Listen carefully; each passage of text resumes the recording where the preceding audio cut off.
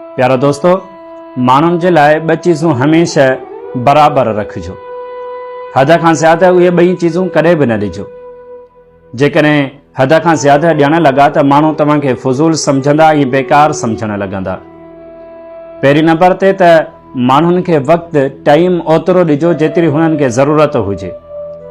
जेकॾहिं हद खां ज़्यादा उन्हनि खे वक़्तु ॾियण लॻा त हू तव्हांखे बेकार ऐं फुज़ूल सम्झण लॻंदा। ॿिए नंबर ते त माण्हुनि खे इज़त बि ओतिरी ॾिजो जेतिरी हू बर्दाश्त करे सघनि, छो त अॼुकल्ह जा माण्हू जेकॾहिं इज़त सवाई ॾेई छॾियो त हू उन इज़त खे बर्दाश्त नाहिनि करे सघंदा। तंहिं करे वक़्तु ऐं इज़त ओतिरी ॾियो जेतिरी माण्हुनि में बर्दाश्त हुजे ऐं जेतिरी हू बर्दाश्त करे सघनि।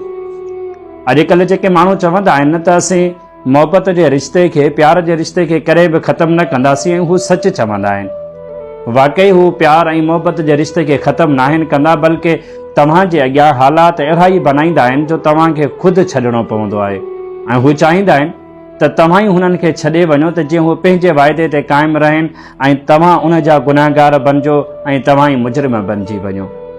तंहिं करे माण्हुनि सां यारियूं, दोस्तियूं, प्यार जा रिश्ता सभ जो सभु रखो था, ठीकु आहे, लेकिन ॿिनि चीज़ुनि जो ख़्यालु रखो। वक़्तु ऐं टाइम ओतिरो ॾियो जेतिरो हू बर्दाश्त करे सघनि। जेकॾहिं न त पोइ यकीन कजो त तव्हां सिर्फ़ु ॾुखनि ऐं परेशानी वारी ज़िंदगी गुज़ारींदा ऐं उन इंसान जे साम्हूं तव्हां बेकार हूंदा, ॿियो कुझु बि न हूंदो।